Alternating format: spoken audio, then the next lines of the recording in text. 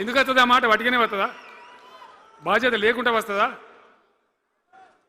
ఏది చూసినా కూడా చక్కదనం లేకపోతే, పొద్దున్న లేతే దోపిడి తప్ప ఇంకోటి లేకపోతే ఎందుకు ఈ పరిస్థితి వస్తుంది? రాష్ట్ర ఆర్థిక పరిస్థితి నాశనం, ఉద్యోగస్తులు ఆగం, రిటైర్డ్ ఉద్యోగస్తులు ఆగం, విద్యార్థుల జీవితాలు ఆగం, ఆటో కార్మికుల జీవితాలు ఆగం. ఎవరు చక్కగా ఉన్నాడు? సంతృప్తిగా ఎవరున్నారు? ఏం జరుగుతూ ఉంది? ఇది ఈ రాష్ట్రంలో ఉన్న పరిస్థితి. ఇక నేను చెప్పానంటే తెల్లారదాకా చెప్పచ్చు. నేను ఒకటే మీద మనవి చేస్తూ ఉన్నా, ఖచ్చితంగా మళ్ళీ ఎట్టి పరిస్థితులలో ఎవరు ఏమన్నా సరే ఖచ్చితంగా రావాలి. ఇంకా ఈ అందానికి ఒకటి బోడముండ హైడ్రాని తెచ్చిపెట్టింది. దానికి ఆ హైడ్రాకు ఆ పిసిసి ప్రెసిడెంట్ అని ఉంటాడు ఆయన, కాంగ్రెస్ కమిటీ అధ్యక్షుడు, ఆయన నిజామాబాద్లో పోయి చెప్తుండు, హైదరాబాద్లో హైడ్రా, నిజామాబాద్ కూడా తెత్తాం బిడ్డ, నిజామాబాద్లో నిడ్రా, రేపు జగిత్యాలలో కూడా జిడ్రా అంటాడు. ఇక అది ఏం కావాలి? మొత్తం పేదల కొంపలన్నీ కూల్చుడేనా? కేసీఆర్ రాజ్యానికి వచ్చినప్పుడు 3.5 లక్షల మందికి పేదలు ఎక్కడ ఉన్నారో అక్కడనే పట్టాలు ఇచ్చినాం. వాళ్ళని ఆగం చేయకుండా పాపం గదివోళ్ళు 3.5 లక్షల కుటుంబాలకు హైదరాబాదు చుట్టుపక్కల వేరే పట్టణాల్లో కూడా పట్టాలు ఇచ్చిన వాళ్ళని బతకనిచ్చిన. ఇలా ఏం కూలగొట్టుడు? అది పుస్తకాలు కూడా తీసుకుని పోరాటాలు చదువుకునేటి అంతే గిరితమా?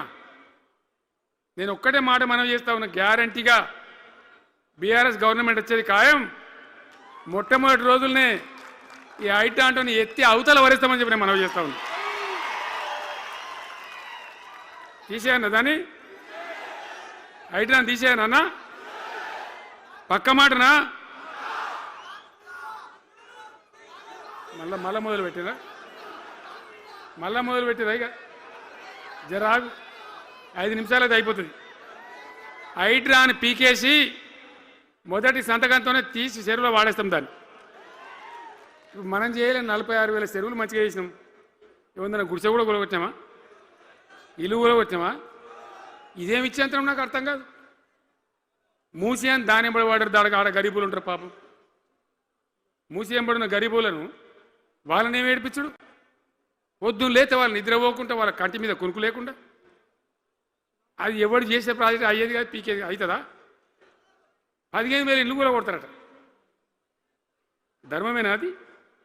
ఈ రకంగా ఒకటి పనికి మాలిన హైడ్రా తెచ్చి మూసి అది చెయ్యాలి, మూసి మంచిగా చేయాల్సిందే బద్దనేవాడు అన్నాడు. అన్ని వేల ఇల్లు కూడా కొట్టడం ఎందుకు నాకు అర్థం కాదు. అలా ఏం లేదు. భూములు కబ్జా పెట్టే రియల్ ఎస్టేట్ దందా తప్ప దానిలో ఏం లేదు. మూసి ప్రజల కోసం కాదు, నగర ప్రజల కోసం కాదు. ఈజీగా చేయగలిగిన దాన్ని, మామూలుగా చేయగలిగిన దాన్ని నాశనం పట్టి దాన్ని కథం పడతా ఉన్నా. ఏది చూసినా కూడా ఒక రకమైన దోపిడీ, ఒక రకమైనటువంటి గుండాగిరి, అరాచక వ్యవస్థతో ముందుకోతున్నారు తప్ప ప్రజా సంక్షేమాన్ని కాంక్షించి ఒక్క స్కీమ్ కూడా రాలే. ఇరిగేషన్ ప్రాజెక్టులు అన్ని పండబెట్టిరు.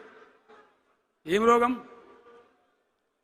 ఒకనాడు కాకతీయ కాలువ మీద, మన వరద కాలువ మీద మోటార్లు పెడితే ఏం కోసాది?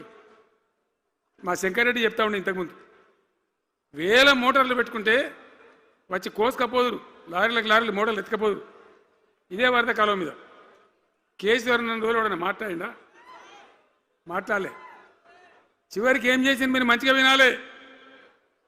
వీళ్ళు మామూలు పని చేస్తలేరు, మన జీవితాలకే బాంబులు పెడుతున్నారు. ఆ రోజు కూడా